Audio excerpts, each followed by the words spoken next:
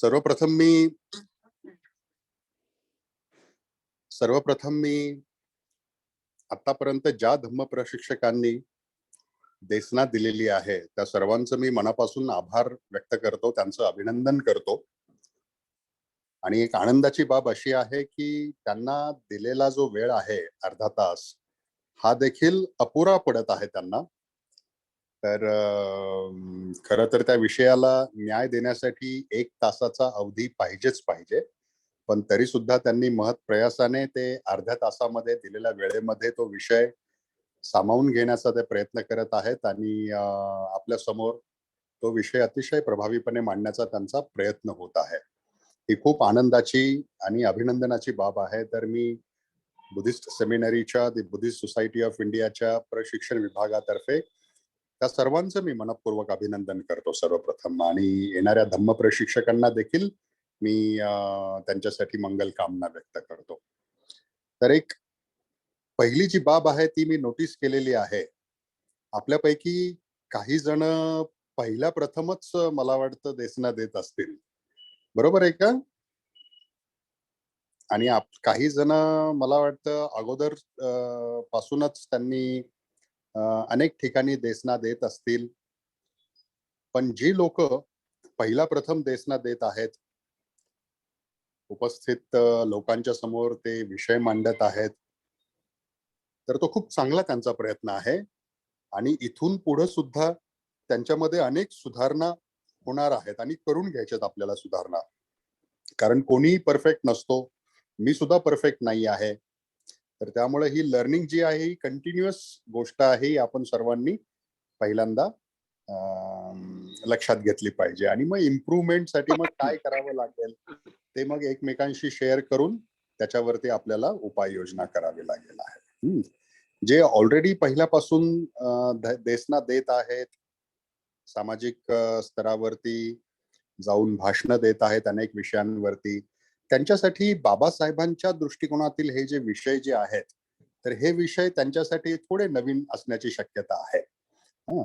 तर आपलं इथं महत्वाचं काय आहे की जे विषय आपल्याला दिले जात आहेत, तर ते डॉक्टर बाबासाहेब आंबेडकरांच्या दृष्टिकोनातून समाजासमोर कसं ठेवायचंय याच्यावरती आपलं सगळ्यात म्हणजे मोठं लक्ष असलं पाहिजे.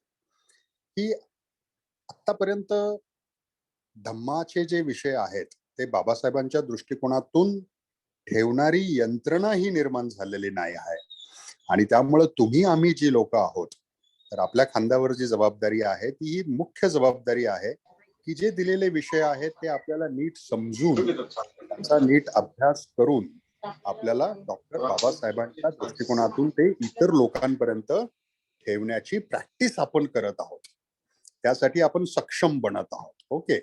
तर हा झाला एक महत्वाचा मुद्दा. दुसरा जो आहे, काल आणि आज जे विषय झालेले आहेत, तर त्या विषयांबद्दल मी थोडक्यात इनपुट्स देऊ इच्छितो. ते आत्ताच देणं योग्य राहील, नाहीतर परत एकदा विशेष सेशन आपल्याला त्यासाठी घ्यावं लागेल.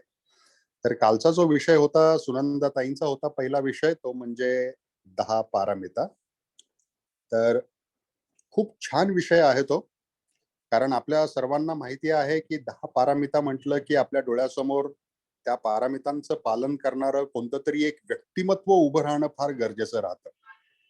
तथागत बुद्धांचं व्यक्तिमत्व तर आपल्या डोळ्यासमोर आहेच आहे. पण रिसेंट काळामध्ये, अलीकडच्या काळामध्ये 10 पारामितांचं आधुनिक काळामध्ये तंतोतंत उच्च कोटीला जाऊन पालन करणारं कोणतं व्यक्तिमत्व आपल्या डोळ्यासमोर असलं पाहिजे की ज्याचा आदर्श आपण घेऊ शकतो. आणि मग ते व्यक्तिमत्व डॉक्टर बाबासाहेब आंबेडकरांचं उभं राहतं. की ते असं व्यक्तिमत्व आणि त्यांनी पारामितांचं कसं पालन केलं, ही गोष्ट जर आपण लोकांच्या समोर सांगू शकलो तर लोक खूप इन्स्पायर होऊ शकतात.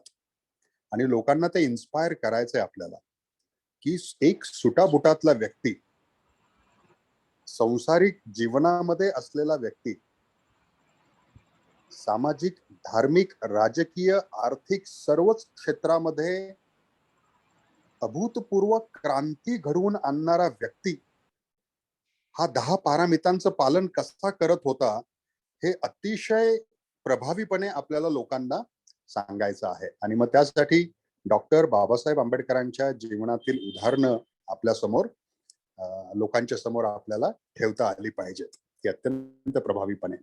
हा विषय अतिशय प्लेन मध्ये ठेवण्याचा नाही, कारण मला असं वाटतं की भारतातील बौद्धांमध्ये तथागत गौतम बुद्धांपेक्षा जास्त इन्स्पिरेशन देणारी जर कोणतं व्यक्तिमत्व असेल तर ते डॉक्टर बाबासाहेब आंबेडकरांचं आहे.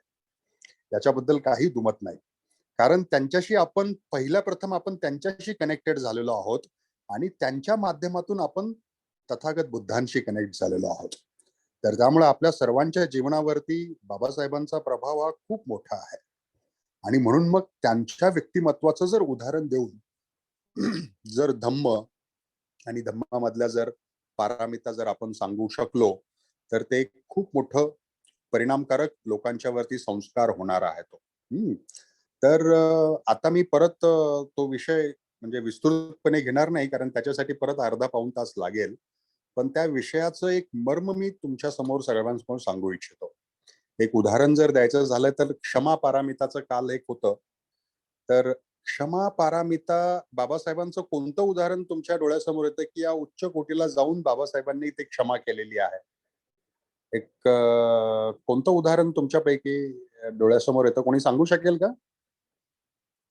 महात्मा गांधी. महात्मा गांधींना क्षमा केली थोडक्यात.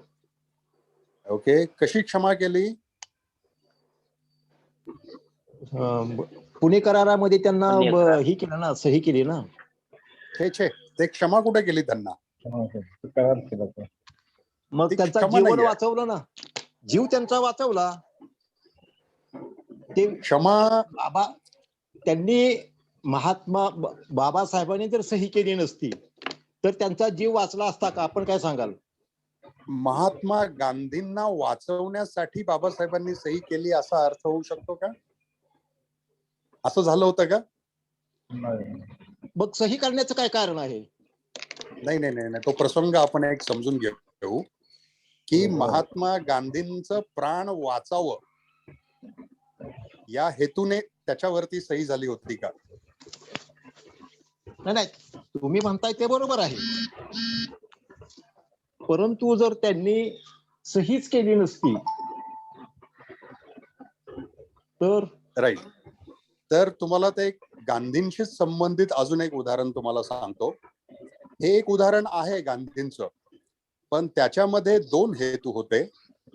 एक म्हणजे की समाजाचं हित साधावं, कारण जर गांधी जर यदा कदाचित त्याचं जर बरं वाईट जर झालं तर त्याचे परिणाम हे समाजाला भोगावे लागणार होते आणि संपूर्ण भारतभर ते दंगे झाले असते आणि काँग्रेस पार्टीचे कार्यकर्त्यांनी अल्पसंख्याक असलेल्या अनुसूचित जातीच्या समाजाला कोंडीत पकडलं असतं आणि खूप मोठा हिंसाचार देखील झाला असता. तर त्यामुळं डॉक्टर बाबासाहेब आंबेडकरांनी प्रसंगावधान ओळखलं आणि ते समाजाचं एक खूप मोठं कारण होतं की बाबासाहेबांनी तिथं पुणे करारावरती सही केली होती. पण महात्मा गांधींनी एवढी मोठी हानी समाजाची केलेली असताना, म्हणजे तुम्ही गोलमेज परिषदेमध्ये सुद्धा पहा, अनेक वेळेस तुम्ही पहा, इथं सुद्धा पुणे कराराच्या वेळेस पहा की समाजाची त्यावेळेसच्या अस्पृश्य समाजाची एवढी हानी केलेली असताना महात्मा गांधींच्या निधनानंतर डॉक्टर बाबासाहेब आंबेडकरांची काय प्रतिक्रिया होती ही आपल्याला माहिती असते. डॉक्टर बाबासाहेब आंबेडकर हे आनंदित झाले नाहीत किंवा त्यांना बरं वाटलं नाही, तर डॉक्टर बाबासाहेब आंबेडकर हे व्यथित झाले होते गांधींच्या निधनानंतर. त्यांनी वाक्य विचारलं होतं, ओम मणी पद्मे होय, आणि ते त्यांच्या अंत्ययात्रेत सामील होण्यासाठी जाणार होते, पण तब्येतीमुळे त्यांना मना केली गेली होती. म्हणजे आयुष्यभर अस्पृश्य समाजाचा, तत्कालीन अस्पृश्य समाजाचा हितविरोधी सर्वात मोठा विरोधक, त्याच्या निधनानंतर सुद्धा बाबासाहेबांनी दुःख व्यक्त केलं होतं. हे त्या क्षमा पारामिताचं एक खूप मोठं उदाहरण आहे की ठीक आहे, तू एवढं सगळं केलेलं असेल अस्पृश्य समाजासाठी, पण तरी सुद्धा मी क्षमा करतोय. आणि त्या क्षमाच्या ह्याच्यातून बाबासाहेब ते व्यक्त झाले होते. त्यांना ते दुःख झालं होतं ते. तर दुसरं तर पहिलं उदाहरण पुणे कराराचं आणि दुसरं उदाहरण जे आहे दुसरं ते मी शेवटचं सांगू गांधीच्या मी सांगू का निधनावरचं. मी सांगू आपल्या जीवनामध्ये आणि बाबासाहेबांचं उदाहरण हे दिल्यानंतर मग ही पारामिताचं उदाहरण आपल्या जीवनामध्ये सुद्धा आणायचंय बरं का सुनंदाजी, की आपल्या जीवनामध्ये सुद्धा आपले काही विरोधक असतात. आपल्या जीवनामध्ये सुद्धा आपल्या विरोधात काम करणारे काही आपले नातलग असतात. सामाजिक क्षेत्रामध्ये काही कार्यकर्ते असतात. तर मग त्यांना देखील क्षमा करण्यासाठी आपण कितपर्यंत उतरतो ती पारामिताचं पालन करायला. म्हणजे आपले आदर्श जर आपण बाबासाहेबांना मानतो, गांधीला अजूनही आजपर्यंत चळवळीतील अनेक लोक शिव्या देत असतात, पण बाबासाहेबांनी त्यांचं निधन झाल्यानंतर गांधींना जी क्षमा केली होती, ठीक आहे, म्हणजे तुमच्या सगळ्या शत्रूला देखील क्षमा केलेली आहे त्यांनी. तर आपण आपल्या चळवळीमध्ये, आपल्या व्यक्तिगत सामाजिक जीवनामध्ये आपल्या विरोधकांना त्यांनी जर त्यांची चूक मान्य केली तर ठीक आहे, किंवा त्यांचं निधन जरी झालं तरी त्याच्यानंतर आपण क्षमा करतो का? का मनामध्ये आपण तो द्वेषभाव कायम ठेवून जात असतो? म्हणजे उदाहरण पारामिताचं आपण देत असताना बाबासाहेबांचं एक उदाहरण द्यायचं आणि मग त्या उदाहरणाचा आदर्श आपण आपल्या जीवनामध्ये व्यक्तिगत ज्या आपल्या घटना असतात तिथे कसा करू शकतो हे सुद्धा सांगायचं आहे पारामिता एक्सप्लेन करताना. ओके, म्हणजे ह्या दोन्ही बाजू, कारण प्रेरणा कोणाला घ्यायची आहे? आपल्याला घ्यायची आहे, तुम्हा आम्हाला घ्यायची आहे. मग आपण आपल्या जीवनामध्ये जगत असताना असे प्रसंग येतात का बाबा, जसे बाबासाहेबांच्या जीवनामध्ये आले होते, त्यांच्या विरोधकांचे, तसे आपल्या जीवनामध्ये सुद्धा येतात. मग आपण जर बाबासाहेबांनी तशी पारामिताचं पालन केलं तर आपण आपल्या जीवनामध्ये थोडंफार का होईना ते पालन का करू नये, असं म्हणून लोकांच्या समोर ते प्रस्तुत करायचं आहे.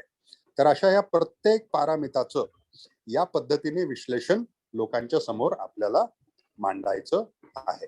ओके, हे थोडक्यात फक्त मी सांगितलेलं आहे. दुसरा विषय कालचा जो होता तो विजयजी यांचा होता.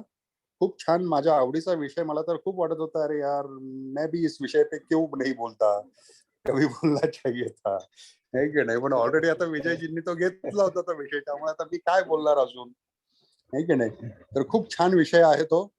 तुम्ही सुद्धा या विषयावरती तुमचं स्वतःचं चिंतन करा. सर्वात प्रथम विषय म्हणजे होता की मानसिक युद्ध. आयुष्य जगत असताना प्रत्येक व्यक्तीच्या मनामध्ये जेव्हापासून तो सज्ञान होतो, वयात येतो, तेव्हापासून मानसिक युद्ध सुरू असतात. लहानपणी सुद्धा सुरू असतात युद्ध, पण ती असमंजसपणामधून ती मानसिक युद्ध निर्माण होत असतात. पण समंजसपणा आल्यानंतर सुद्धा शेवटपर्यंत व्यक्तीच्या मनामध्ये वेगवेगळ्या विषयांवरती वेगवेगळ्या परिस्थितीनुसार युद्ध सुरू असतात. बरोबर आहे का नाही विजयजी? Yes sir. मग तथागत सिद्धार्थ गौतमाच्या मनामध्ये अशी कोणती युद्ध सुरू होती आणि त्या नेमके काय युद्ध होतं, त्या युद्धाचं विस्तृत विवरण आणि त्या युद्धांवरती त्याने कशी मात केली होती. ओके, तर सगळ्यात पहिलं जे युद्ध जे होतं, म्हणजे एक उदाहरण दाखल जर घ्यायचं जर झालं तर तुम्ही देवदत्तचं उदाहरण दिलं होतं. देवदत्तमुळं त्याच्या मनामध्ये कोणतं युद्ध सुरू झालं होतं, तर बाबा की ही विनाकारण हत्या कशासाठी लोक करतात, आणि मग हत्या करणारा म्हणजे शिकार करणारा हा श्रेष्ठ आहे का त्याला वाचवणारा हा श्रेष्ठ आहे. म्हणजे त्याच्या मनामध्ये इतर कोणत्या प्रसंगानुसार हा प्रश्न आला नसेल, पण तिथं हा प्रश्न निर्माण झाला होता त्याच्या मनामध्ये. दोन वृत्ती त्याच्या मनामध्ये निर्माण झाल्या होत्या, एक देवदत्त नावाची एक वृत्ती आणि एक सिद्धार्थ गौतमाची स्वतःची वृत्ती. आणि मग ह्या दोन वृत्तींमध्ये मग योग्य काय आहे, हा एक त्याच्या मनामध्ये प्रश्न निर्माण झाला होता. आता त्याचं उदाहरण घेऊन जर आपण आपल्या व्यक्तिगत आयुष्याचं सुद्धा उदाहरण दिलं पाहिजे आपण, बरं का विजयजी, Yes, sir. म्हणजे ज्यावेळेस आपण देसना देत असतो हो. त्यावेळेस धम्माचं तत्वज्ञान एक सांगायचं आणि त्याच्यानंतर आपल्या व्यक्तिगत जीवनामध्ये तसे प्रसंग येतात का आणि मग त्या प्रसंगांवरती कसं तोंड द्यायचं आपण हे सुद्धा सांगितलं गेलं पाहिजे, तेव्हा ती कम्प्लीट होती ती गोष्ट. नाहीतर फक्त धम्माची उदाहरण जर दिली तर मग सर्वसामान्य माणूस ऐकतो, अरे बाबा छान छान छान छान, अरे पण त्याच्या जीवनामध्ये ही उदाहरणं घेऊन तू कसा पुढे जाशील ही बाजू सुद्धा त्याला आपल्याला समजावून सांगता आली पाहिजे. देवदत्त ही हिंसक प्रवृत्ती आहे आणि सिद्धार्थ गौतमाची प्रवृत्ती ही मैत्री आणि करुणेची प्रवृत्ती आहे. मग आता मला सांगा, आपल्या जीवनामध्ये हिंसक प्रवृत्ती येतात का, सामोरे येतात का आपल्याला? खूप येतात, खूप येतात, खूप वेळा येतात. घरापासून मित्रांपर्यंत सामाजिक जीवनामध्ये ते काम करण्याच्या ठिकाणापर्यंत अनेक हिंसक प्रवृत्ती, ते सामाजिक स्तरापर्यंत. समाजामध्ये सुद्धा खूप हिंसक प्रवृत्ती आहेत, इतर समाजातील, आपल्या समाजातील. आणि मग त्या हिंसक प्रवृत्तींशी आपण कसं तोंड द्यायला पाहिजे, किंवा कधी कधी त्या हिंसक प्रवृत्तींना तोंड देताना आपण सुद्धा हिंसक बनतो का, हे सुद्धा लोकांना सांगता आलं पाहिजे. आणि मग त्या पर्टिक्युलर सिच्युएशनला हिंसक बनणं योग्य राहतं का, तुम्ही मैत्री आणि करुणेने ते हँडल करणं योग्य राहतं, हे त्या मानसिक युद्धाचं उदाहरण घेऊन आपल्याला सांगता आलं पाहिजे. हे ज्यावेळेस आपण सांगू, सर्वसामान्य माणसाशी कनेक्ट होऊ, त्यावेळेस तो विषय परिपूर्ण होतो. ओके, तर पहिला विषय आणि आत्ताचा धम्माचं तत्वज्ञान तर एक्सप्लेन करायचंच, की नेमकं कोणतं युद्ध, कोणता मुद्दा, आणि ते सर्वसामान्याच्या आयुष्याची सुद्धा निगडीत करायचं. हे कनेक्शन आपल्याला सदैव करायचं. हे तुमच्याच विषयासोबत नाही सांगत मी, सगळ्या विषयांची, धम्माच्या सगळ्या विषयांशी. त्यामुळे जे धम्म प्रशिक्षक देणार आहेत, देसना देणार आहेत पुढे, तर त्यांनी हे आवर्जून लक्षात ठेवा. ज्यावेळेस तुम्ही तो विषय तुमचा सांगत असता त्यावेळेस त्या विषयाच्या अनुषंगाने तुम्ही सर्वसामान्य लोकांच्या आयुष्यात सुद्धा तशी परिस्थिती, तसं तत्वज्ञान कुठे येतं याचं सुद्धा उदाहरण कनेक्ट करून तुम्हाला एक्सप्लेन करायचं आहे. तेव्हा तुमची ती देसना होईल, नाहीतर फक्त भाषण होईल एकतर्फी. देसना ही कनेक्ट करता आली पाहिजे लोकांशी. ओके, तर युद्ध खूप आहेत तथागत सिद्धार्थ गौतमाच्या मनामध्ये. आणि युद्ध म्हणजे, युद्ध कुणासोबत करतो आपण? मित्र मित्र युद्ध करतात का हो विजयजी? नाही सर. मग युद्ध कुणासोबत होतं? विचारांशी युद्ध होतं. नाही नाही नाही नाही, युद्ध कुणासोबत होतं? कोणत्या दोन गोष्टींमध्ये युद्ध होतं? शत्रू. मग शत्रू सोबत, मग तो शत्रू सुद्धा तुम्हाला शत्रू समजतो? एक मिनिट, शत्रू युद्ध जे आहे हे राष्ट्रामध्ये, माणसांमध्ये, भावा बहिणीमध्ये, किंवा पिता पुत्रामध्ये, आई बाबामध्ये. नाही, अजून तुम्ही बाह्य उदाहरण दिलंय, पण युद्ध तुम्ही हा एक विचार करा की युद्ध नेहमी कुणामध्ये होतं? एक चांगला, एक वाईट, का दोन चांगल्या लोकांमध्ये युद्ध होतं? एक मिनिट, मी बोलू का सर? हॅलो सर दळवी, बोला ना. मी बोलू का? तत्वांमध्ये युद्ध होत, तत्व वैचारिक. बरोबर आहे, पण ती तत्व म्हणजे कोणती? दोन्ही चांगली जर तत्व असतील तर त्यांच्यामध्ये युद्ध होईल का? ते समंजस नसतील तर होऊ शकतं ना. ही लोक जर समंजस नसतील तर युद्ध होतच आहे. म्हणजे मी एक चुंबकाचं उदाहरण देतो, लोह चुंबक नसतं का? हा बरोबर. तर आहे की नाही? तर एकमेकांना ते रिपेल करत असतात, ते आहे की नाही? आणि म्हणजे दूर राहतात एकमेकांपासून, आणि जर परस्पर विरोधी जर आले तर एकमेकांना मग ते पकडूनच ठेवतात. तर एक सांगायची गोष्ट म्हणजे तथागत गौतम बुद्धांचं उदाहरण, की युद्ध जे आहे तर एक चांगली प्रवृत्ती आणि दुसरी अपप्रवृत्ती असं म्हणता येईल आपल्याला. दोन मित्रांमध्ये युद्ध झालेलं आपण पाहत नाही, पण एखाद्या मित्राचा विचार जर एका चुकीच्या दिशेने गेला असेल आणि मग दुसऱ्याचा विचार चांगल्या रस्त्यावर असला असेल तर त्यांच्यामध्ये तो संघर्ष होतो. पण दोन योग्य रस्त्यावरती असलेल्या विचारांमध्ये संघर्ष क्वचितच होतो. सिद्धार्थ गौतमाचं जे युद्ध झालेलं होतं आतापर्यंत, मानसिक युद्ध, ते मार प्रवृत्ती आपण म्हणू शकतो. त्याच्या मनामध्ये येणारी मार प्रवृत्ती किंवा समाजामध्ये वेगवेगळ्या परिस्थितीनुसार निर्माण होणारी मार प्रवृत्ती, तर त्या मार प्रवृत्तीच्या विरोधात त्याची ती मानसिक युद्ध सुरू होती.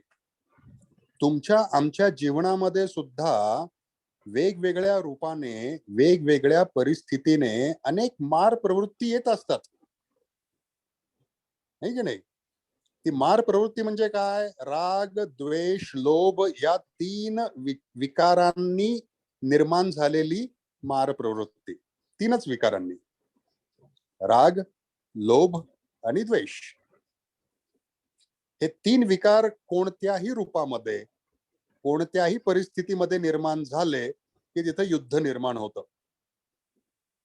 आणि मग त्या युद्धावरती सिद्धार्थ गौतमाने विजय कसा मिळवला? का मारने त्याच्यावरती विजय मिळवला? मग आपल्या व्यक्तिगत जीवनामध्ये आपण किती वेळा जिंकतो आणि किती वेळा हारतो, हे आपल्याला त्या मानसिक युद्धाचं उदाहरण देऊन सांगितलं गेलं पाहिजे या विषयामध्ये. खूप छान विषय आहे विजयजी. वाटल्यास तुम्ही परत एकदा हा विषयावरती चिंतन करा, अभ्यास करा, मांडा तो विषय. तुमचं नाव विजय आहे त्यामुळे हा विषय मी तुमच्यापासून हिरावून घेणार नाही. है की नाही? आणि आजचा जो विषय होता प्रिया मॅडम यांचा, खूप अफलातून विषय होता तो. कारण युनिक विषय यासाठी त्याला म्हणतो की त्याच्यावरती रेडीमेड असं लिटरेचर नाही आहे. तो विषय जो आहे तो तुम्ही वेगवेगळ्या ठिकाणाहून वाचून प्लस तुमचं स्वतःचं चिंतन करून तुम्हाला तो विषय मांडायचा आहे. त्यामुळे तो विषय अवघड सुद्धा आहे आणि अभिनव देखील आहे. त्यामुळे मी तो विषय तुम्ही हाताळला चांगल्या पद्धतीने, त्याबद्दल मी तुमचं अभिनंदन करतो प्रिया मॅडम. कारण बऱ्याचदा रेडीमेड मटेरियल जर असेल तर आपल्याला तो विषय मांडणं सोपं जातं, पण हा अवघड विषय देखील तुम्ही अभ्यास करून तुमच्या शब्दांमध्ये, तुमच्या विचारांमध्ये मांडण्याचा प्रयत्न केला. आणि तुम्हाला वेळ कमी पडला, म्हणजे तुम्ही कदाचित तुम्हाला भीती वाटत होती असं मला वाटतं की बाबा तुम्ही बोलू शकणार आहात का नाही, पण तुम्ही 1 तास म्हटलं तर 1 तास सुद्धा तुम्ही बोलू शकला असता त्या विषयावरती, असं मला वाटतं. आता राहिला विषय असा की की त्या विषयामध्ये त्या विषयाला न्याय मिळाला का? तर सर्वात प्रथम मी तो विषय पॉइंट सांगतो. मी पॉइंट मुद्दामून दिले होते पहा. मी अगोदरच्या धम्म प्रशिक्षकांना नाही देऊ शकलो, पण नंतर मला वाटलं की ते विषय दिल्यानंतर ते पॉइंट सुद्धा देणं गरजेचं राहील. तर विषयाचं नाव आणि नंतर कोणते कोणते पॉइंट्स आले पाहिजे. तर या विषयामध्ये एक गोष्ट स्पष्ट झाली पाहिजे होती, ती म्हणजे की एनलाइटमेंट म्हणजे काय,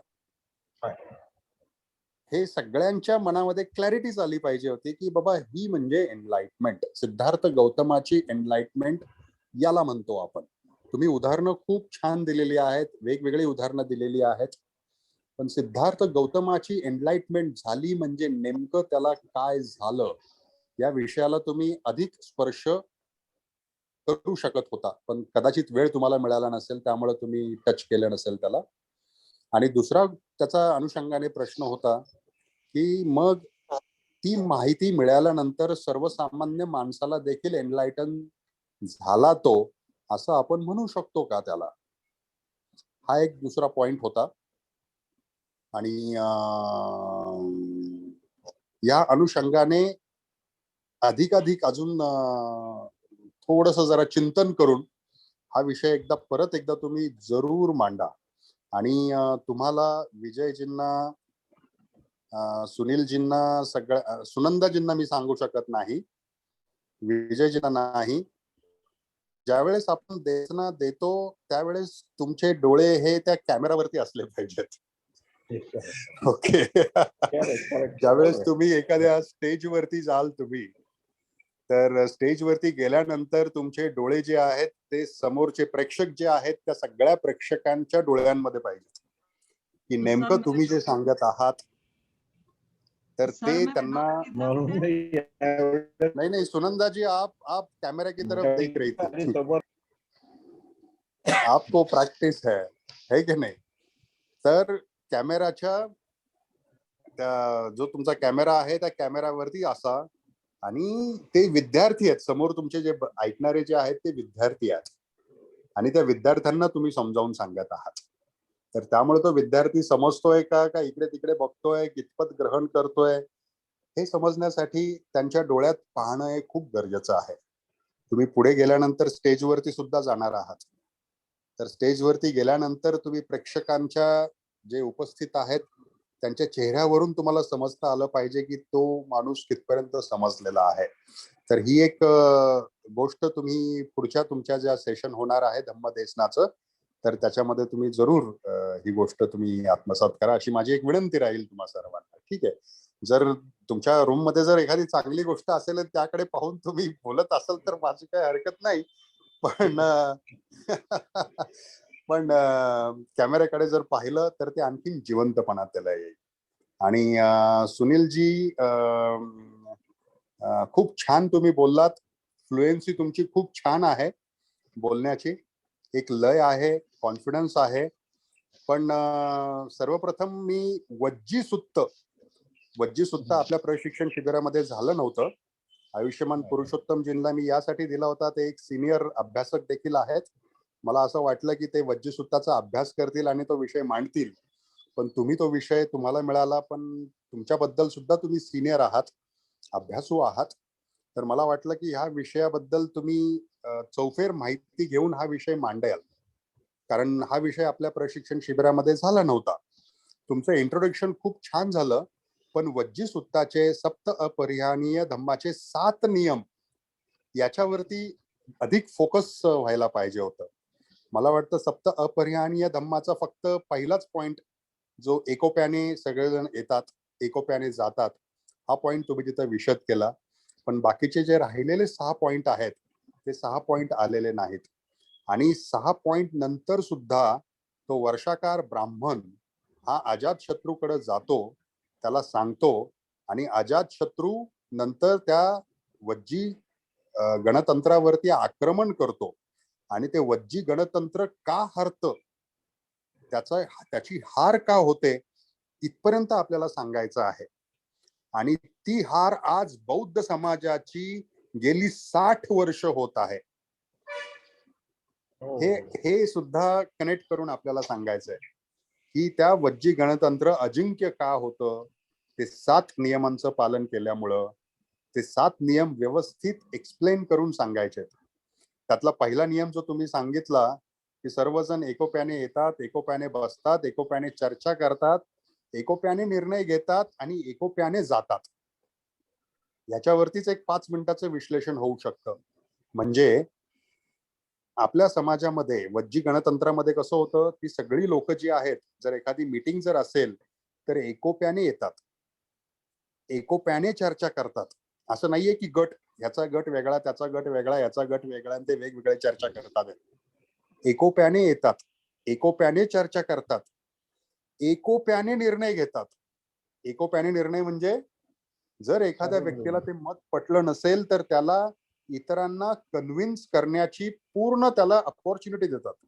की ठीक आहे बाबा तू कर कन्व्हिन्स पण जर होत नसेल कन्व्हिन्स त्याच्याकडून तर बहुमताने घेतलेल्या निर्णयाला त्याला मान्य करावं लागतं असं नाहीये की बाबा मला तुमचं पटत नाही त्यामुळे मी तुमच्यामध्ये येत नाही मी तुमच्या बाहेर चाललो मी या संस्थेच्या बाहेर चाललो असं आणि मी दुसरी संस्था काढतो असं म्हणत नाही तो ठीक आहे नाही ना मला पटलं तुमचं पण तरी ती समाजाची एकता टिकवण्यासाठी तो सोबत राहतो तो आणि एकोप्याने जातात एकटे जात नाहीत आपण मीटिंग घेतल्यानंतर आपण पाहतो की आपण मीटिंग संपलेली नसते आपली मीटिंग झाल्यानंतर निर्णय झाल्यानंतर सुद्धा आपण 2-2, 3-3 जणांचे ग्रुप करून परत त्या मीटिंग वरती चर्चा सुरू करत असतो आहे की नाही तर एकोप्याने जाणं सुद्धा खूप महत्वाचं आहे की एकदा ती मीटिंग मध्ये निर्णय झाले की त्या निर्णयानंतर त्याची अंमलबजावणी करायची त्याच्यानंतर परत फेर चर्चा नाही कारण फेर चर्चा तुमची ऑलरेडी झालेली आहे.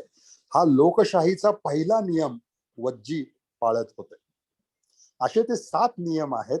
या 7 नियमांचं सविस्तर प्रत्येक नियमांचं विश्लेषण हे वज्जी सुत्ताच्या माध्यमातून होणं गरजेचं आहे.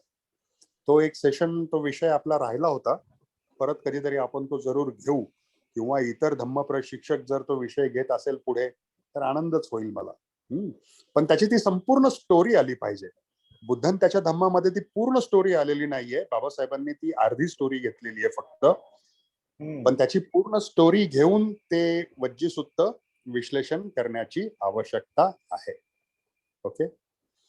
तर थोडक्यात मी या विषयांवरती मत मी मांडलं. पण हे मत मी का मांडतोय लक्षात घ्या, कारण माझी मनापासूनची तळमळ आहे की बाबासाहेबांना जे अभिप्रेत प्रशिक्षक पाहिजे 100% जी पात्रता आहे, तर तिथे आपल्या सर्वांना जायचंय. म्हणून एक दुसऱ्यांना आपण सांगत आहोत. ओके. तर एक दुसऱ्यांची मदत करत आहोत आपण.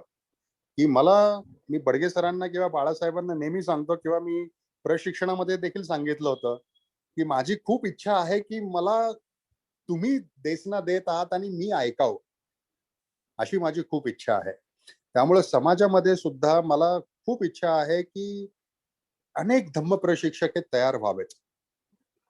उच्च कोटीचे धम्म प्रशिक्षक तयार व्हावेत आणि त्यांनी हे समाजकार्य पुढे नेलं पाहिजे, धम्म कार्य पुढे नेलं पाहिजे. धम्मकार्य आणि राजकारण याच्यामध्ये हा मूलभूत फरक आहे. राजकारणामध्ये कुणाला व्यक्ती विकास करायला लोक तयार होत नाहीत, कारण बाबा पुढे जाऊन माझ्या डोक्यावर बसेल म्हणून. धम्म कार्यामध्ये किंवा संघामध्ये एक दुसऱ्यांना लोक प्रमोट करतात की नाही बाबा तू चल माझ्या पुढे गेलास तर माझ्या खांद्यावरचा भार कमी होईल. म्हणून ते एक दुसऱ्यांना सहकार्य करत असतात, प्रमोट करत असतात, संधी देत असतात. तिथे कसलाही द्वेष नसतो, कसलाही स्वार्थ नसतो. हा संघाचा मूलभूत एक गुण आहे, धम्माच्या संघाचा. आणि म्हणून इथं जर आपण ह्या गोष्टी शेअर करतोय, तुम्ही इथे देसना देत आहात, इथे ग्रहण करत आहात की अजून मला अधिक चांगल्या पद्धतीने कसं सांगता येईल, तर हा त्या धम्माच्या संघाचा हा मूलभूत गुण लक्षात घ्या की तुम्ही माझ्यापेक्षाच काय, पण इतर समाजामध्ये असलेले अनेक चांगले धम्म प्रशिक्षक यांच्यापेक्षाही प्रभावी होऊन बाबासाहेबांचं धम्म कार्य समाजामध्ये पुढे न्याल, या आशेने आपण ह्या सगळ्या गोष्टी शेअर करत आहोत. आणि मला आनंद वाटतोय की 1 वर्षाच्या प्रशिक्षणानंतर हे विषय तुम्ही चांगल्या पद्धतीने कॉन्फिडेंटली मांडण्याचा खूप चांगला प्रयत्न करत आहात. अजून एक 6 महिन्यानंतर मला वाटतं की आप लोग तो मतलब छा जाओगे समाज में, असा मला पूर्ण विश्वास आहे. आणि नक्कीच मला विश्वास आहे. आणि या विश्वासावरतीच आजचं आपण हे सेशन इथं थांबवूया. 10 मिनिटं म्हणता म्हणता मला वाटतं अर्धा तास झालेला आहे.